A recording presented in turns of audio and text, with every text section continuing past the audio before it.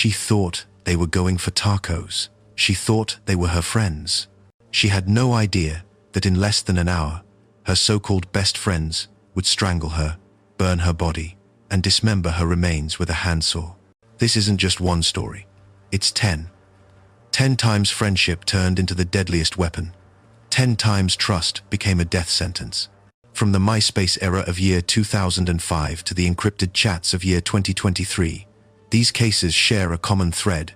The people who knew their victims best, who shared secrets and inside jokes, who posed for selfies and promised loyalty, they're the ones who killed them. Jealousy, betrayal, social media, toxic bonds that festered in the shadows of teenage life. Some wanted status, some wanted revenge. Some claimed they just didn't like her anymore. But all of them crossed a line that can never be uncrossed. And what they left behind wasn't just bodies. It was a question that still haunts us. How does friendship become murder? Before we dive in, do me a favor.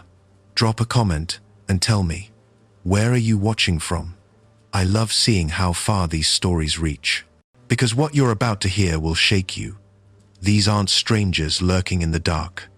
They're best friends, ex-lovers, trusted confidants, people who cried at funerals, hugged grieving mothers, and posted tributes online, all while knowing exactly where the body was buried. Stick with me. Each story gets darker. Some involve satanic fantasies, others horror movie reenactments. A few were motivated by nothing more than petty jealousy or the thrill of power. And by the end, you'll understand why friendship, the bond we trust most, can be the most dangerous thing in the world. Let's start where it all began to unravel, in the digital age. January 21st, year 2005. East Moline, Illinois. Adrianne Reynolds climbed into a car with 2 classmates, thinking they were just grabbing tacos. She never came home. Now, let's get into it. Adrianne was 16, new to town, and desperate to fit in. She'd moved from Texas just months earlier, and like any teenager trying to navigate a new school, she latched onto the first group that seemed to accept her. That group included Sarah Kolb and Corey Gregory, 2 locals who seemed cool, edgy, the kind of kids who knew everyone. Adrianne didn't know that Sarah's friendship came with conditions, or that breaking those conditions would cost her everything. This was year 2005, the height of the MySpace era. Your profile was your identity. Your top 8 friends? That was a public declaration of loyalty. Your photos, your status updates, your comments, they all mattered. Social hierarchies that used to live in school hallways now played out online, where everyone could see who was in and who was out. Adrianne was active on MySpace, posting photos, making connections, trying to carve out a place for herself. And that's where the problem started. Sarah Kolb was obsessed with Corey Gregory. Not dating him, just obsessed. She wanted his attention, his validation, his orbit.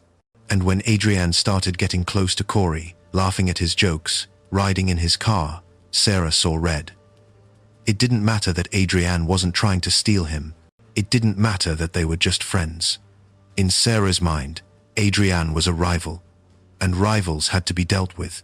So on that cold January afternoon, Sarah and Corey invited Adrianne to grab food at Taco Bell, just a casual hangout. Adrianne climbed into the car, probably relieved to be included. They drove to the restaurant, ordered, ate. Maybe they even took a selfie. This was the MySpace generation, after all.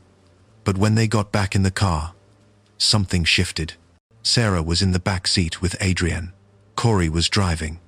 And then, without warning, Sarah's hands were around Adrianne's throat. Adrianne fought back, clawing, gasping, trying to scream, but Sarah didn't let go. When strangulation alone wasn't enough, Corey handed Sarah a belt. She wrapped it around Adrianne's neck and pulled, tight, tighter, until Adrianne stopped moving. The car went silent, except for the sound of their breathing. Adrianne Reynolds was dead in the back seat, and they had to figure out what to do next. They drove to Sarah's grandparents' farm, a quiet stretch of land where no one would ask questions. They dragged Adrianne's body out of the car and tried to burn it in a fire pit, dousing her in gasoline and lighting a match. The smell was unbearable, burning flesh, hair, fabric. But the fire didn't do enough. Adrianne's body was still recognizable, still evidence. Panic set in.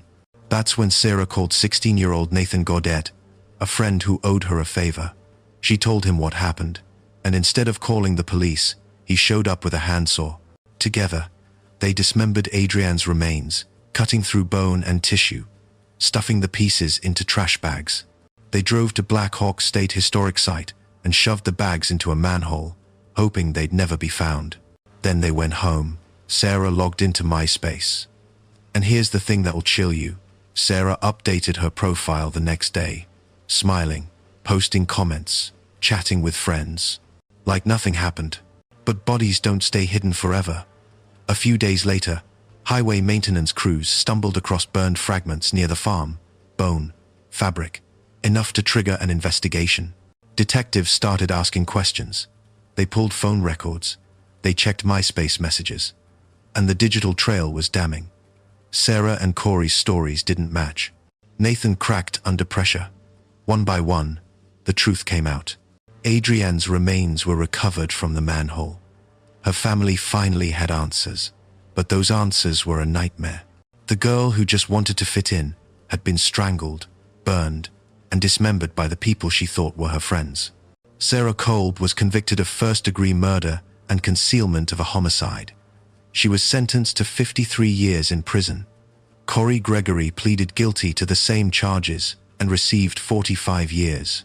Nathan Godet, because he was a juvenile and didn't participate in the actual killing, served time in a juvenile facility.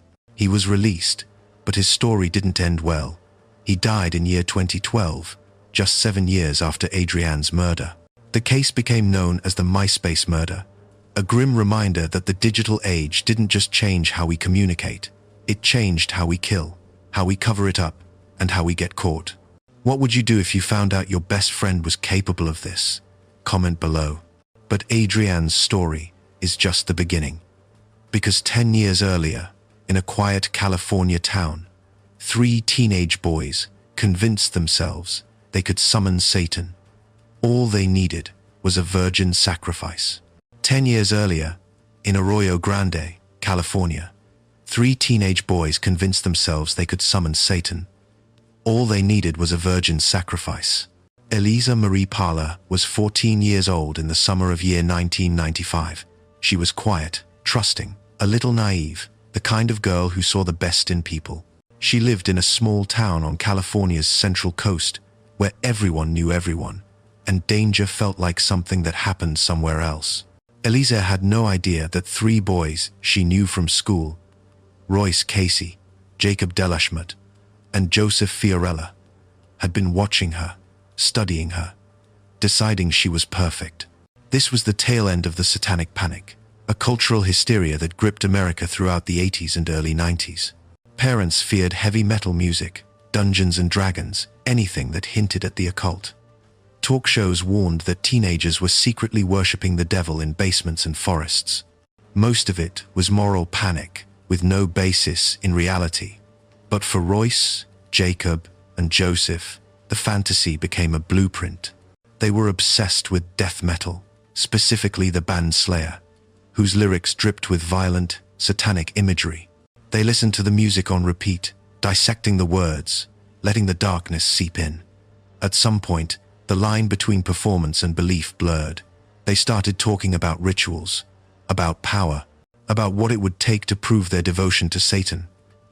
And they landed on an idea that should have stayed a sick joke, a human sacrifice, a virgin, someone innocent enough to matter. Elyse fit the profile. She was young, sheltered, religious, and she trusted them. On July 22nd, year 1995, the boys lured Elyse to a eucalyptus grove on the outskirts of town. It was isolated, shaded by tall trees, the ground covered in dry brush and fallen bark. The air smelled sharp, medicinal. Eucalyptus has that distinct scent, almost antiseptic. Elyse probably thought they were just hanging out, maybe smoking, doing the kind of rebellious teenage stuff that felt dangerous but wasn't. She had no reason to be afraid. until they turned on her. They beat her. Fists, rocks, whatever they could grab. Elyse screamed, tried to run, but there were 3 of them and 1 of her. The attack was brutal, relentless. When she finally stopped moving, they left her body under a pile of brush, hidden from view, and walked away. No 911 call. No second thoughts. Just 3 boys heading home like it was any other summer night. But the horror didn't end there. Over the next 8 months, they came back, again and again.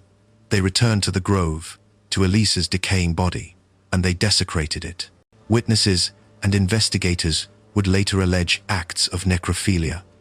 Violations so disturbing that even hardened detectives struggled to process them. The boys treated Elyse's remains like a trophy, a secret they shared, proof of their twisted devotion. For 8 months, Elyse's family searched. They filed missing person reports, plastered her photo around town, begged for answers.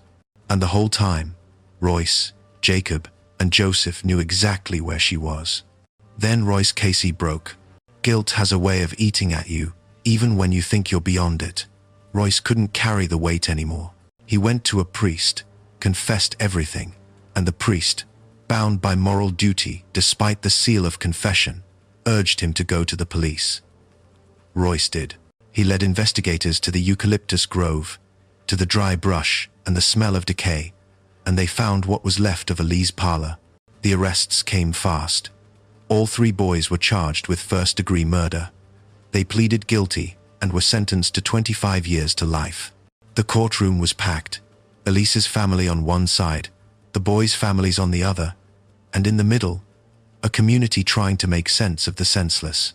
Elyse's parents filed a civil lawsuit against the band Slayer and their record label, arguing that the violent lyrics had inspired the murder. The case dragged on for years, finally dismissed in year 2000. The courts ruled that music, no matter how dark, cannot be held legally responsible for the actions of listeners. Art is not a murder weapon. But the story didn't end with the sentencing. Decades passed. Parole hearings came and went. In year 2022, Royce Casey was released, sparking outrage from Eliza's family and the community. Jacob Delashmut followed soon after. Joseph Fiorella remains incarcerated, denied parole multiple times. Elyse Pahler was 14. She trusted the wrong people. And for 8 months, while her family searched, her body lay in a eucalyptus grove, visited by the boys who killed her, desecrated by the same hands that had taken her life.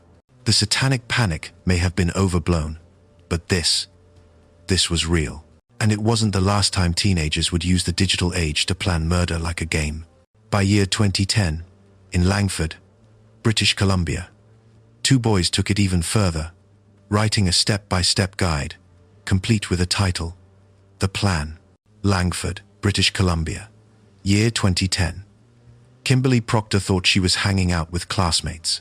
She had no idea they'd written a step-by-step plan, literally titled The Plan, to torture and kill her. Kimberly was 18, bright, full of life. She had a vibrant online presence, active on forums, a huge anime fan, always writing stories and sharing them with friends. She was the kind of person who lit up a room, who made people feel seen. Her digital footprint was everywhere: comments, posts, fanfiction, inside jokes with online friends. She was connected, engaged, living her life out loud in the way so many young people do. But 2 of her classmates, 16-year-old Cruz Wellwood and 17-year-old Cameron Moffat, were living a different kind of online life. Behind encrypted chats and private text files, they were building something dark. They weren't just talking about violence the way edgy teenagers sometimes do. They were planning it, methodically, obsessively. And they documented every step. The file was called The Plan, not a metaphor, not a joke, an actual text document outlining how they would lure, restrain, torture, and kill someone. They discussed logistics, like they were planning a school project. Who would do what, where it would happen, how they'd cover it up. They exchanged hundreds of messages, refining the details, hyping each other up. It read like a video game walkthrough. Cold, detached, clinical. Except the objective wasn't to beat a level. It was to take a life. And they chose Kimberly. On March 18th, year 2010, Cruz invited Kimberly to his house.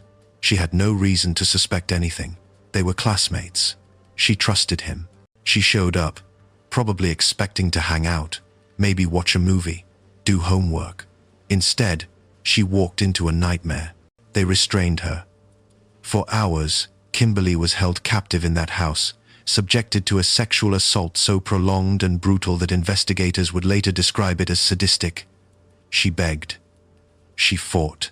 She pleaded for them to stop. But Cruz and Cameron weren't interested in mercy. They were following the plan. And the plan didn't end with assault. When they were done, they suffocated her with a plastic bag.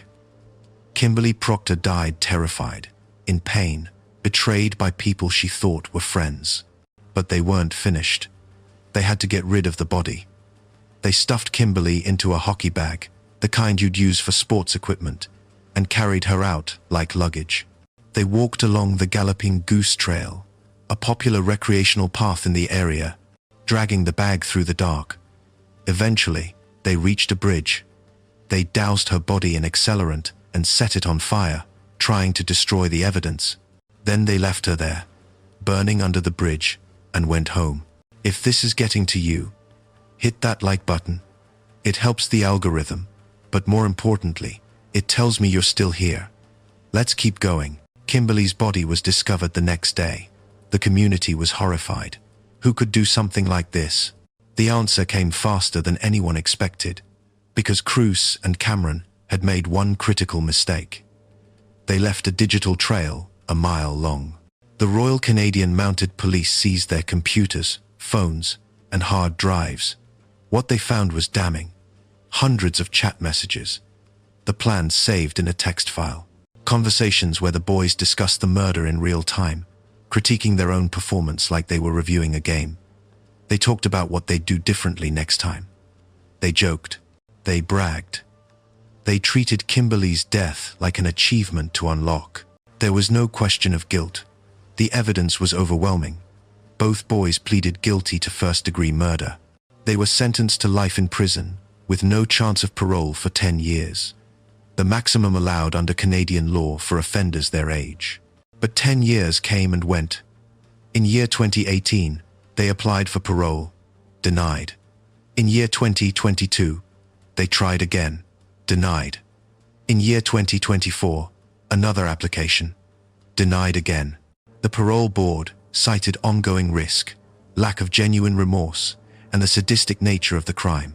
Psychologists who evaluated them noted traits of sexual sadism and a chilling inability to empathize with their victim.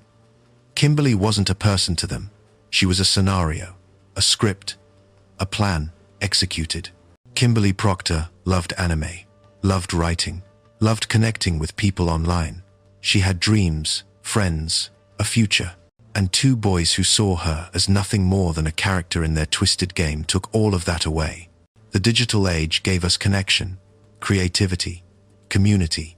But it also gave killers a place to plot in plain sight, to normalize the unthinkable, to turn murder into a shared fantasy that became horrifyingly real. And Kimberly's case wasn't an outlier, because back in year 1985, long before encrypted chats and text files, two girls in California proved you didn't need technology to plan a betrayal. All you needed was jealousy, patience, and the ability to cry on cue. October, year 1985, Big Tujunga Canyon. Missy Avila went for a drive with her two best friends. They drowned her in a creek, covered her with a log, and then cried at her funeral.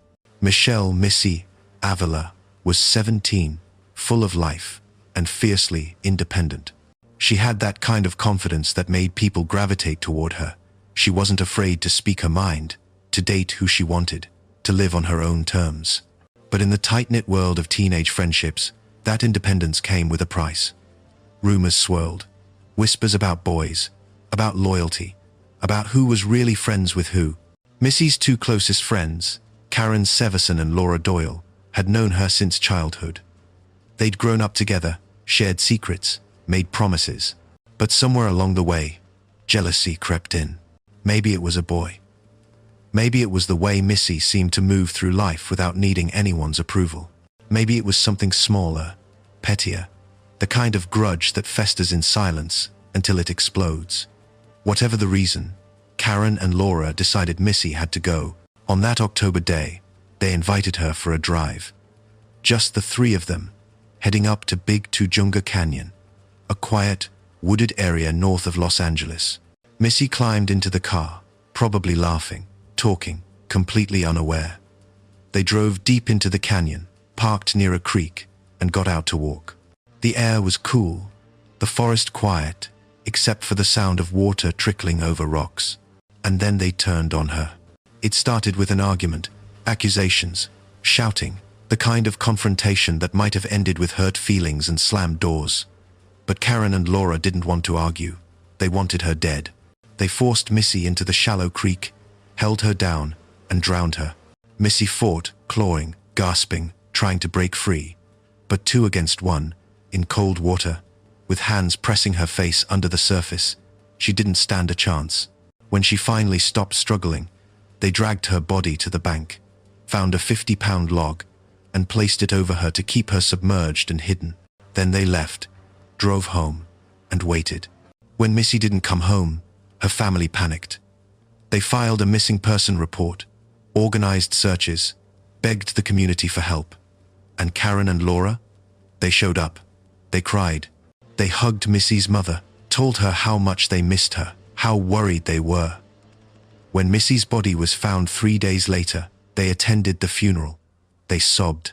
They gave eulogies. They played the role of devastated best friends so convincingly that no one suspected a thing. But the performance didn't stop there. Over the next 6 years, Karen and Laura stayed close to Missy's family. Karen even moved into the Avila home, living with the mother of the girl she'd murdered, comforting her, sharing meals, pretending to grieve. It was a level of deception so cold, so calculated, that it's almost impossible to comprehend. For 6 years, they got away with it, until someone finally talked. A witness came forward, someone who'd heard the girls bragging, who couldn't stay silent anymore. The case was reopened, detectives dug deeper, and the truth came spilling out. In year 1990, Karen Severson and Laura Doyle were arrested and charged with second-degree murder. Both were convicted and sentenced to 15 years to life. They served their time. Karen was released in year 2011, Laura in year 2012.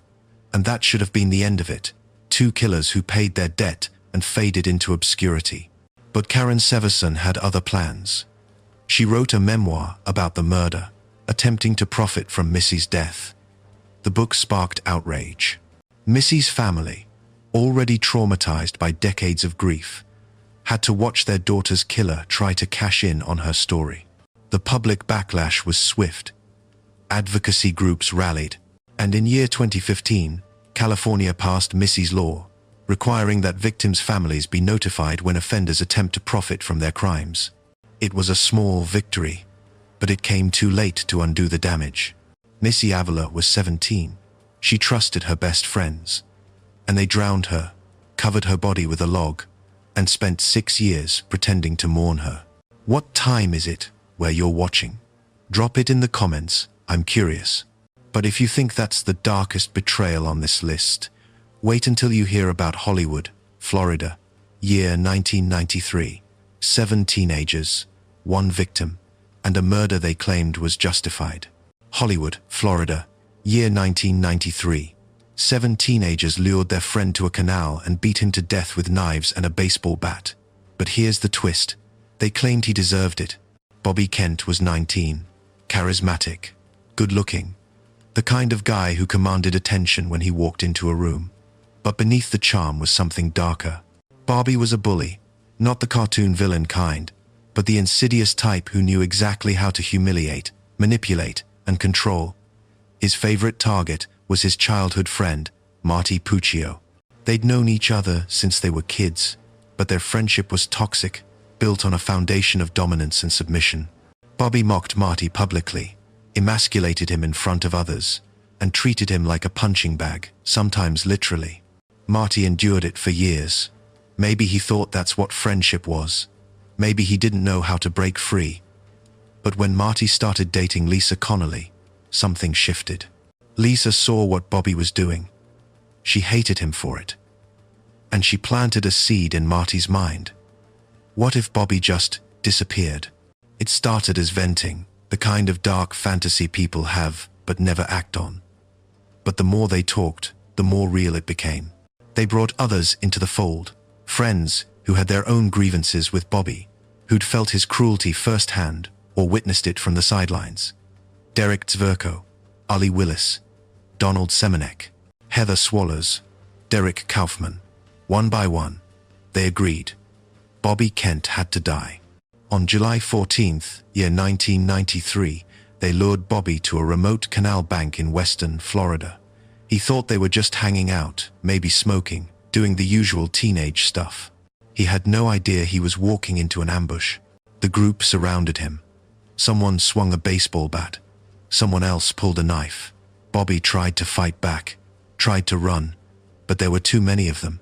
They stabbed him, beat him. Over and over, a frenzy of violence fueled by years of resentment, rage, and groupthink. When it was over, Bobby Kent lay dead in the dirt, his body battered beyond recognition. They scattered, tried to act normal. But guilt and paranoia have a way of unraveling even the tightest conspiracies. Someone talked. The police started asking questions, and one by one, the group fell apart. Marty Puccio was sentenced to death, later commuted to life in prison. Lisa Connolly served 22 years before being released. Derek Kaufman and Donald Semenek both received life sentences. Derek Zverko and Heather Swallows, who played lesser roles, got shorter terms. The courts were clear. No matter how much of a bully Bobby Kent was, collective murder is still premeditated murder. Victim provocation is not a legal defense. The case became a cultural touchstone. Journalist Jim Schutzer wrote a book called Bully, detailing the crime and the twisted dynamics that led to it. In year 2001, director Larry Clark adapted it into a film that shocked audiences with its raw, unflinching portrayal of teenage violence. The story forced uncomfortable questions.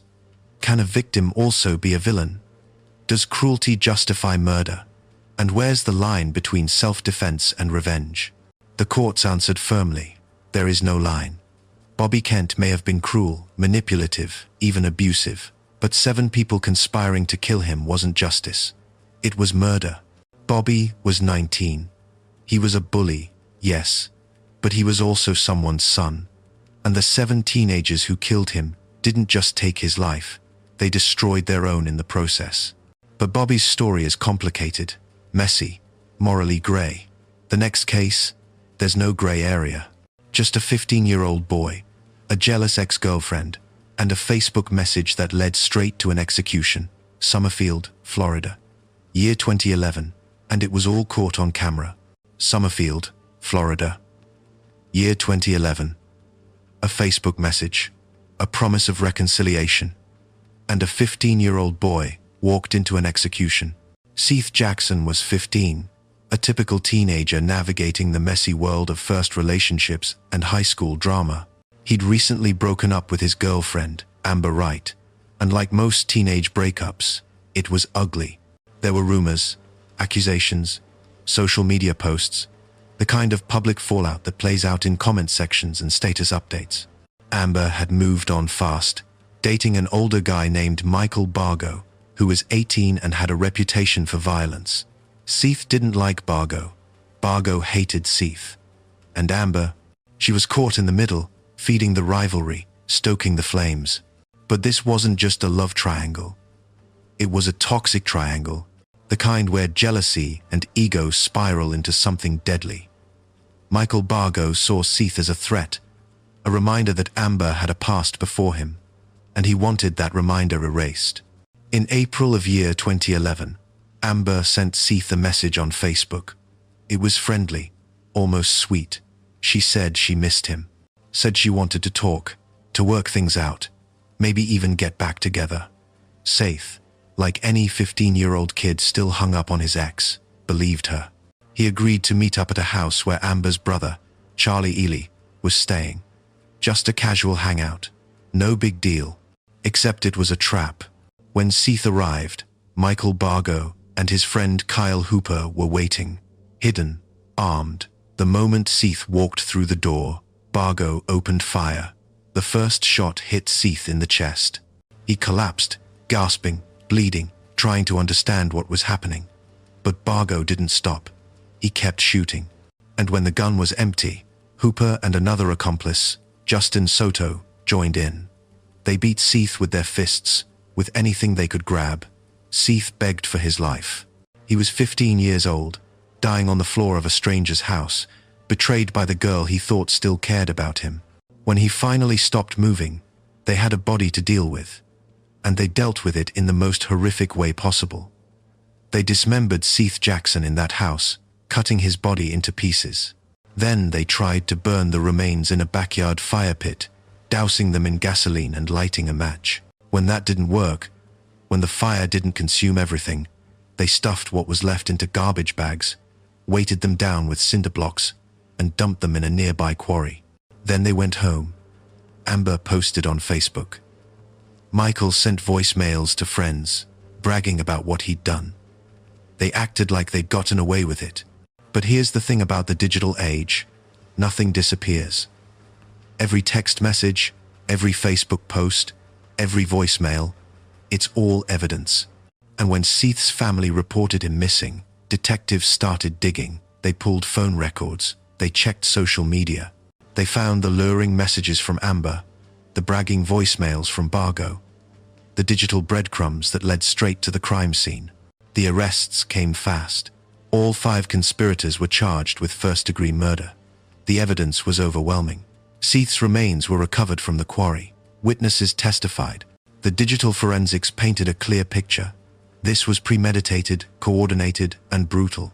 Michael Bargo was sentenced to death. He sits on Florida's death row to this day. Kyle Hooper and Justin Soto both received life sentences without parole. Charlie Ellie, Amber's brother, was convicted but later had his conviction vacated. He was released for time served. And Amber Wright. She was originally sentenced to life without parole, but in year 2023, after new juvenile sentencing laws took effect, she was resentenced to 25 years to life with the possibility of parole. Seath Jackson was 15. He thought his ex-girlfriend wanted to reconcile. Instead, she lured him to his death, stood by while her boyfriend shot him, and helped cover it up. And the whole thing was documented. Texts, posts, voicemails, a digital trail that ensured justice, even if it came too late for Seath. Real quick. What's the weather like where you are? I need a mental break from this darkness. Comment below. But if you think a Facebook lure is chilling, wait until you hear about 2 boys in Idaho who turned a sleepover into a horror movie. Literally.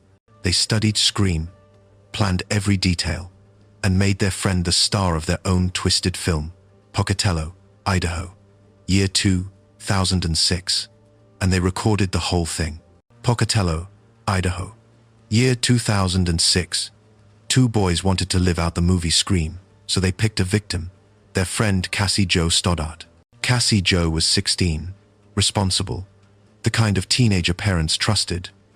When her aunt and uncle needed someone to house-sit while they were out of town, Cassie volunteered. It was an easy gig: feed the pets, keep an eye on things, maybe have her boyfriend over to watch movies. She had no idea that 2 of her classmates, Brian Draper and Tori Adamczyk, both 16, had been planning something for weeks. And she was the star.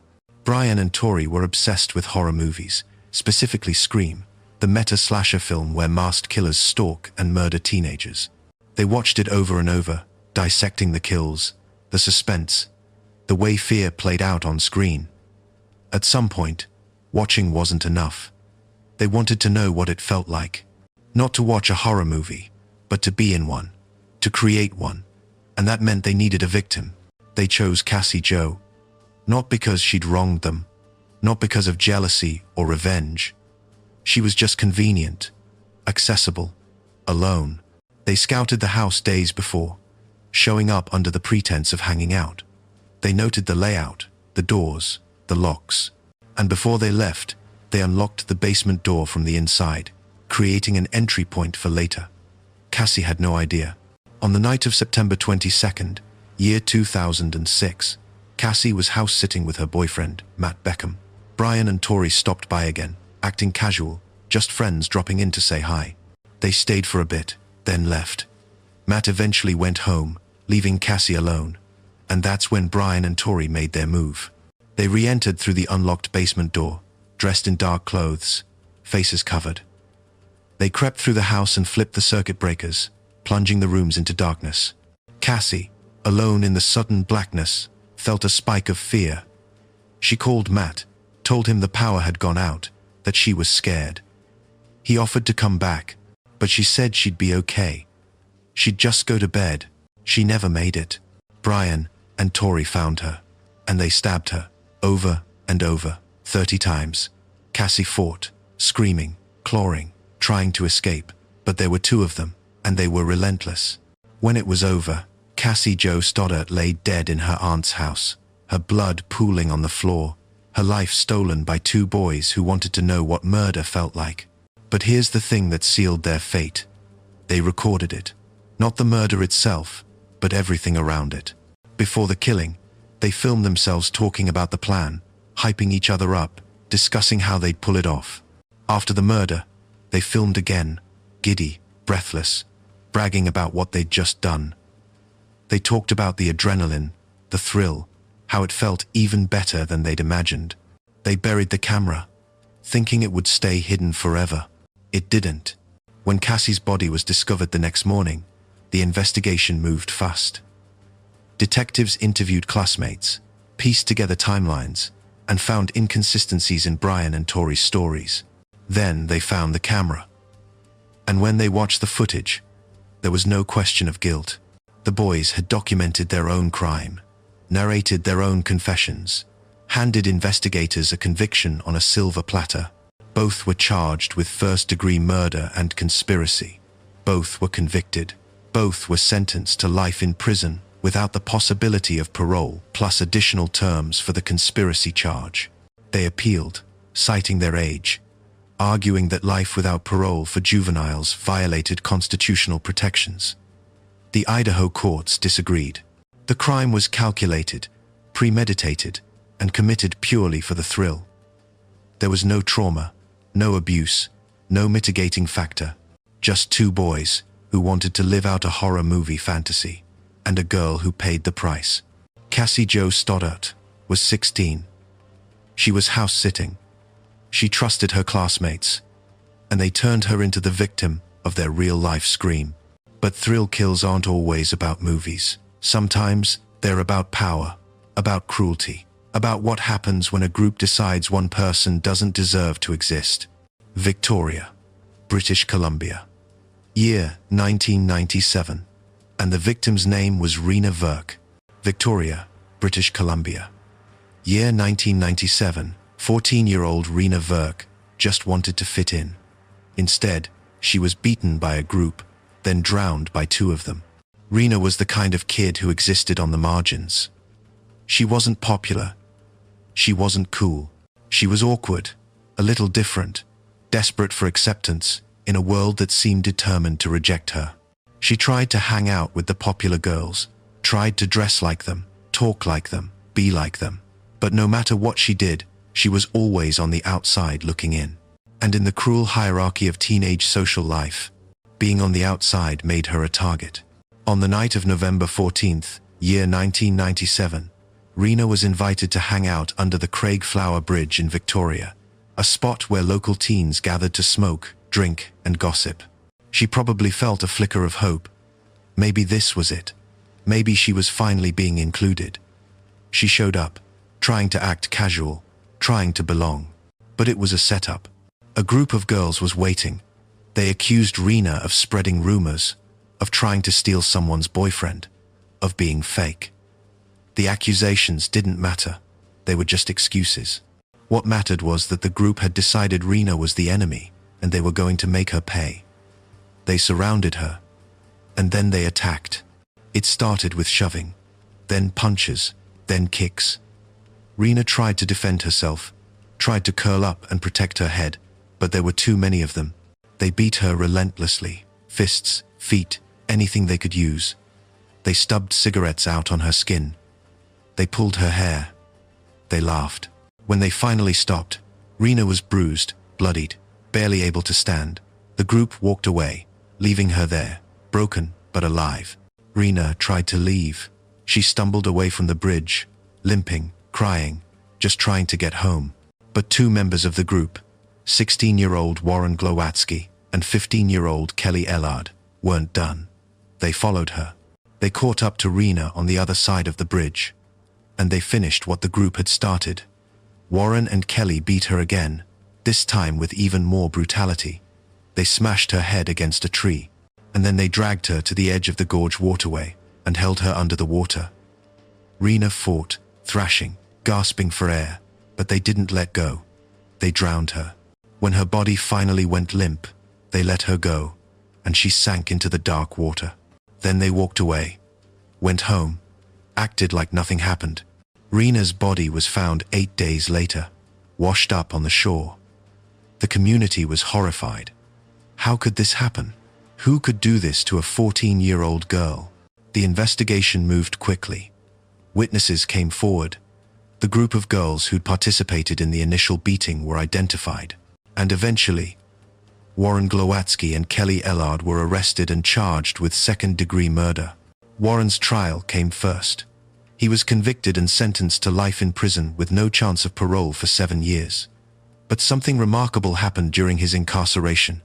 He took responsibility. He participated in restorative justice programs, met with Rena's parents, expressed genuine remorse.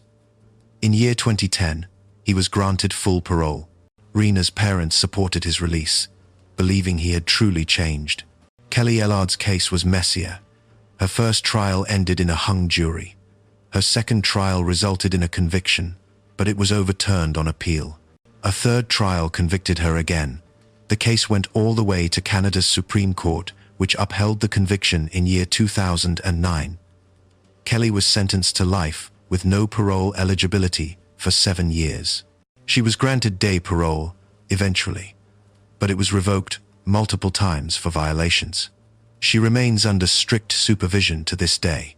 Rena Verk's murder became a turning point in Canada. It exposed the brutal reality of girl-on-girl violence, the dangers of groupthink, and the devastating consequences of bullying. Schools across the country launched anti-bullying initiatives. Rena's name became a rallying cry for change. Rena was 14. She just wanted to fit in, and a group of teenagers decided she didn't deserve to live. But bullying and groupthink aren't relics of the past. Fast forward to year 2023. Warrington, England. A transgender teen, 2 classmates, and a murder so sadistic, the judge called it one of the most disturbing cases in recent history. Warrington, England. February, year 2023. A transgender teen went for a walk with classmates. They stabbed her 28 times. Brianna Ghey was 16, vibrant, unapologetically herself.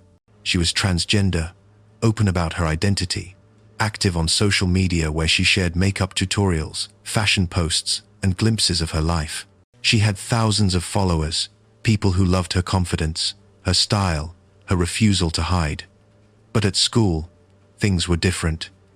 She was bullied, isolated, and 2 of her classmates, Scarlett Jenkinson and Eddie Ratcliffe, both 15, saw her as something else entirely, a target. Scarlett and Eddie weren't casual bullies. They were obsessed with violence. For months, they exchanged messages discussing torture, murder fantasies, and victim lists, actual lists of people they wanted to kill. They talked about methods, about how it would feel, about who would be easiest to lure. They weren't just venting or role-playing. They were planning, and Brianna's name was on that list. They didn't choose her randomly. Brianna was vulnerable, socially isolated, trusting, desperate for friendship. And there was another layer, transphobia. Scarlett and Eddie's messages included derogatory comments about Brianna's identity, mocking her, dehumanizing her. To them, she wasn't a person. She was a project, an experiment, a way to satisfy their darkest curiosities. On February 11th, year 2023, Scarlett invited Brianna to Culcheth Linear Park, a quiet green space on the outskirts of Warrington. "Just a casual walk," she said. Brianna agreed. She probably felt relieved to be included, to have someone who seemed to want to spend time with her. Eddie came along too. The three of them walked into the park together on a cold, grey afternoon, and then Scarlett and Eddie turned on her. They attacked with a knife. Not a single stab, not a moment of rage. 28 stab wounds. 28. It was frenzied, relentless, sadistic. Brianna screamed, tried to run, tried to fight back, but they didn't stop. Witnesses later described the attack as white-knuckle sadism, a level of brutality that went beyond murder into something darker. They wanted her to suffer. And she did. When it was over, Brianna Ghey lay dead in the park, her body covered in wounds, her life stolen by two people she thought were her friends. Scarlett and Eddie fled the scene, trying to act normal, trying to cover their tracks, but they'd left behind a digital trail that would bury them.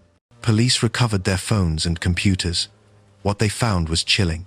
Months of messages planning the murder, discussions about how to lure Brianna, where to do it, what weapons to use, a handwritten murder plan, detailing every step.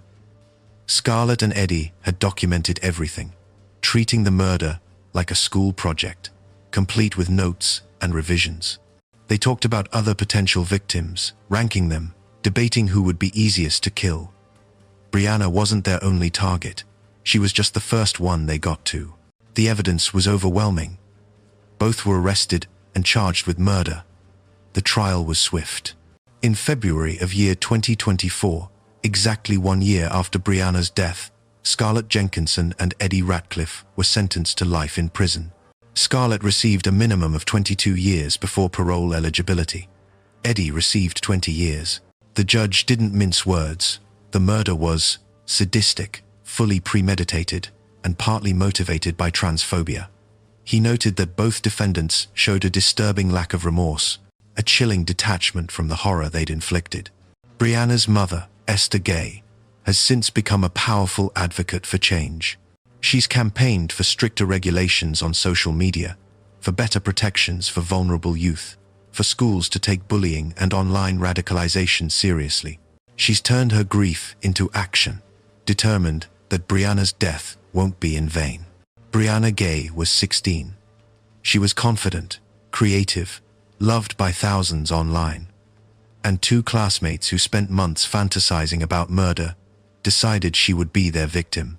They stabbed her 28 times in a park, then walked away like it was nothing. This case is recent, raw. A reminder that these stories aren't just history, they're happening now. The digital age hasn't just documented murder, it's enabled it, normalized it, turned violence into a shared fantasy that leaps off the screen into real life. But if you think Brianna's case is the darkest on this list, there's one more. And it might be the most haunting of all. Because the motive wasn't jealousy, or revenge, or even sadism. It was simpler, colder, more terrifying in its honesty. Star City, West Virginia, year 2012. Two best friends, one victim.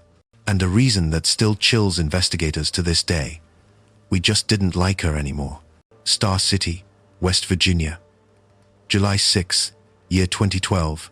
Skylar Neese climbed out her window to meet her two best friends. They counted to 3 and stabbed her to death. Skylar was 16, an honor student, popular, the kind of girl who seemed to have it all figured out. She had a tight-knit group of friends, good grades, a bright future ahead of her. Her two best friends, Sheila Eddy and Rachel Schoaf, were inseparable from her. The three of them did everything together: sleepovers, road trips, late-night talks. They posted photos on Twitter, tagged each other constantly, called themselves best friends forever. To anyone looking in, they were the picture of teenage friendship. But something had shifted. Maybe it was jealousy. Maybe it was a secret Skylar knew that the other two didn't want getting out. Maybe it was something smaller, pettier, the kind of thing that shouldn't matter but somehow does when you're 16. Whatever it was, Sheila and Rachel decided Skylar had to go, and they planned it together. On the night of July 6th, year 2012, Sheila and Rachel picked Skylar up just after midnight. Skylar climbed out her bedroom window, a move captured on her family's security camera, and got into the car, probably laughing, excited for a late-night adventure with her best friends. They drove out of Star City, across the state line into Pennsylvania, deep into rural woods where no one would hear, no one would see. They parked, got out, walked into the trees, and then, on some unspoken signal, they turned on her. Sheila and Rachel had planned this moment. They talked about it, rehearsed it, agreed on the method. They counted together, 1, 2, 3, and they both started stabbing. Skylar didn't have time to process what was happening. Her best friends, the girls she trusted more than anyone, were killing her. She screamed, tried to fight, tried to run. But there were two of them and one of her, and they didn't stop. They stabbed her over and over until she collapsed, until she stopped moving, until Skylar Neese was dead on the forest floor, her blood soaking into the dirt. Then they covered her body with branches and brush, trying to hide what they'd done. They got back in the car, drove home, and went to bed. The next morning, Skylar's parents woke up to find her gone. They checked her room, saw the open window, reviewed the security footage. They called the police, filed a missing person report, organized search parties. And Sheila and Rachel, they joined the searchers. They posted on social media, begging for Skylar to come home. They cried on camera, gave interviews, hugged Skylar's parents. They played the role of devastated best friends so convincingly that no one suspected them. Months passed. The searches continued. Skylar's face was everywhere. Flyers, news reports, social media campaigns. Her parents were desperate, clinging to hope that she was still alive, that she'd come home. But Sheila and Rachel knew the truth, and the weight of it was crushing. Rachel's chauffeur broke first.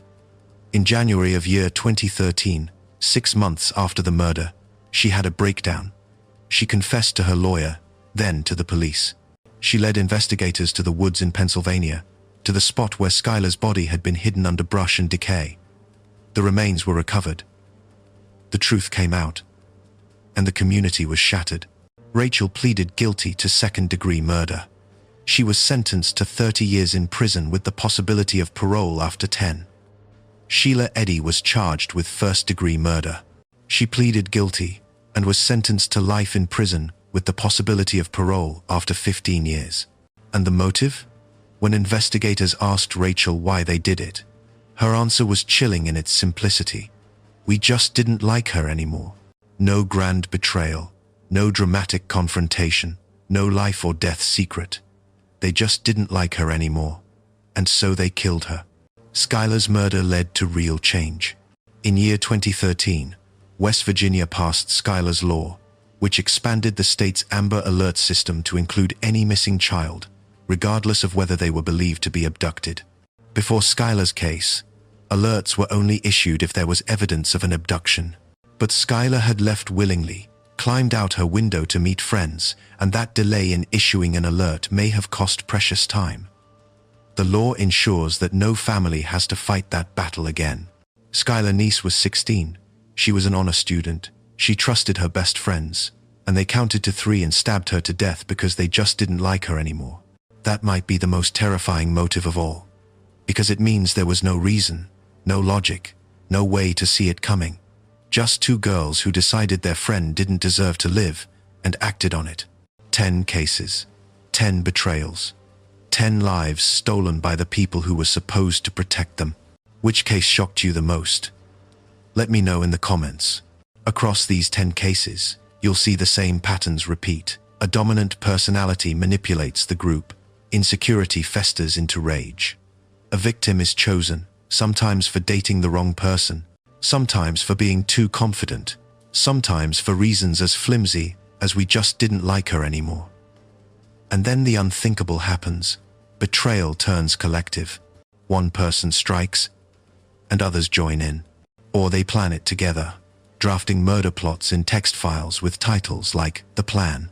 They lure their so-called friends to quiet locations, a Taco Bell parking lot, a forest grove. a house-sitting gig, and they kill them. Then they go home, update their profiles, and wait. Friendship in adolescence is supposed to be sacred. It's where we learn who we are, who we want to be. Your friends are your mirror, your safety net, your chosen family.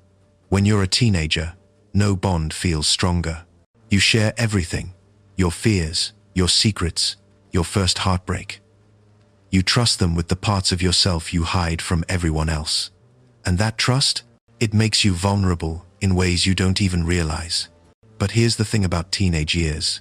They're also a pressure cooker. Identity is still forming. Insecurities run deep. Social hierarchies feel like life or death. One day you're inseparable, and the next, a single rumor, a stolen boyfriend, or a perceived slight can fracture everything. Add jealousy, peer pressure, and the desperate need to belong, and you've got a recipe for something dark. Now take that volatility and throw in social media. MySpace in the early 2000s, Facebook by year 2010, Snapchat, encrypted messaging apps, online gaming networks. Suddenly, jealousy isn't just whispered in hallways, it's broadcast to hundreds of followers. Rivalries aren't private, they're public performance. And here's the terrifying part. These platforms didn't just amplify the drama, they documented it. Text messages, chat logs, status updates, voice memos. The killers in these stories left digital breadcrumbs that would later convict them because they treated murder like a video game script or a social media flex. So what do these 10 cases have in common? What connects a MySpace murder in year 2005 to a stabbing in an English park in year 2023? What links a satanic sacrifice in year 1995 to a Facebook lure in year 2011? The answer is uncomfortable, but it's clear. Adolescence is a pressure cooker, and when you add the wrong ingredients, insecurity, jealousy, groupthink, and a digital megaphone, it can explode into violence. Teenage years are when identity forms. You're figuring out who you are, who you want to be, and where you fit. Friendships feel like everything because, in a way, they are. Your friends are your mirror, your validation, your tribe. But that intensity cuts both ways. When trust is betrayed, when jealousy festers, when one person's confidence threatens another's fragile sense of self, the bond that once felt unbreakable can become a weapon. In almost every case, there was a dominant personality. Someone who set the tone, who manipulated the group, who turned simmering resentment into action. Sarah Kolb strangling Adrianne because she felt threatened. Scarlett Jenkinson drafting murder plans and pulling Eddie Ratcliffe into her fantasy. Sheila Eddy and Rachel Schoaf counting to 3 in perfect, chilling coordination. These weren't solo acts. They were collaborations, conspiracies, group decisions that no single person might have made alone. That's the terrifying power of groupthink. It normalizes the unthinkable. And then there's the digital factor. Social media didn't create jealousy or violence, but it amplified both. MySpace status updates became evidence. Facebook messages became lures. Encrypted chats documented murder plots in real time. The killers in these stories treated violence like content, something to plan, execute, and brag about.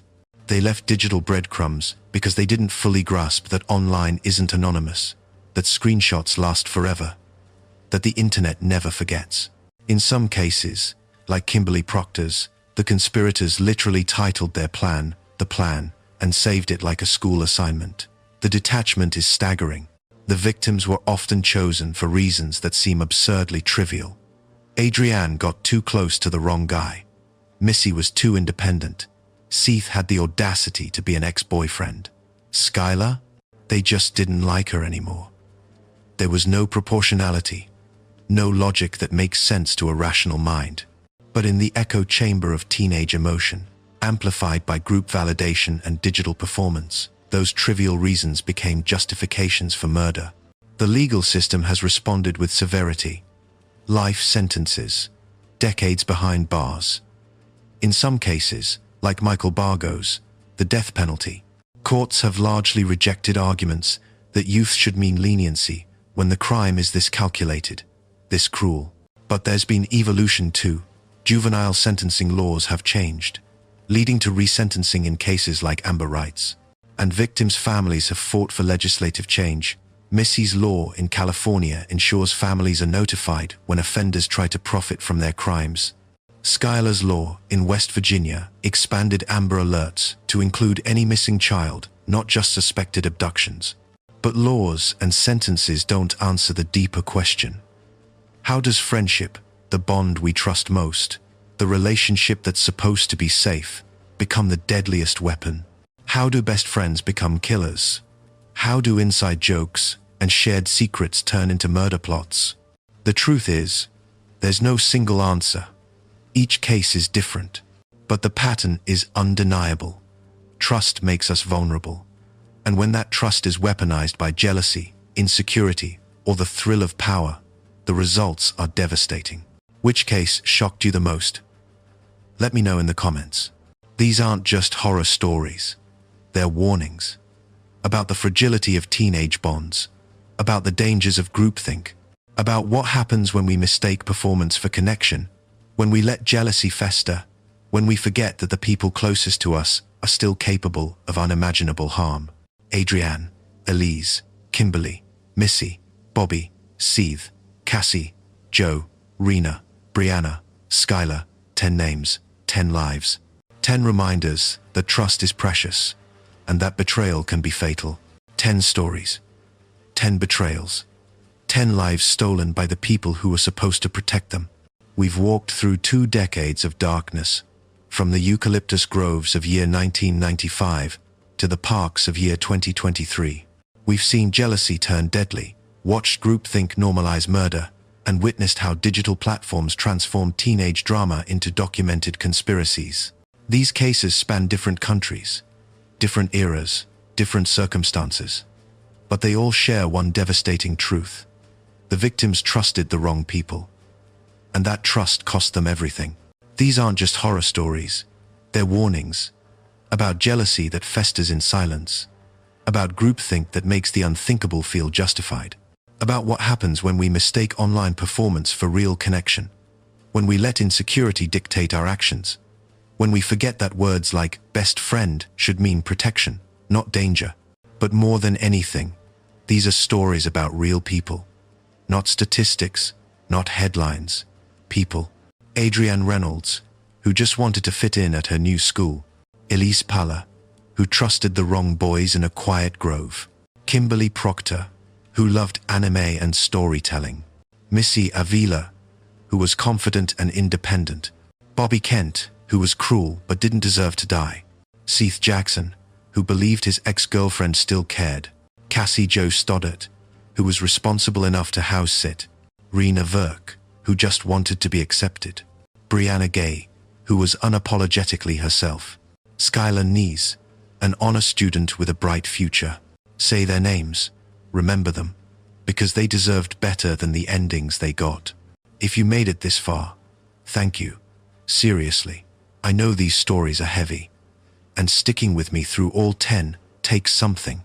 Hit that subscribe button. It keeps this channel alive and helps me tell more stories that matter. Stories that need to be heard, even when they're hard to hear. And before you go, one last thing. What's one thing you learned today that you didn't know before? Drop it below. I read every comment, and I genuinely want to know what's stuck with you. Stay safe out there. Pay attention to the people around you. And remember, trust carefully, because friendship should be a sanctuary, not a trap. Until next time.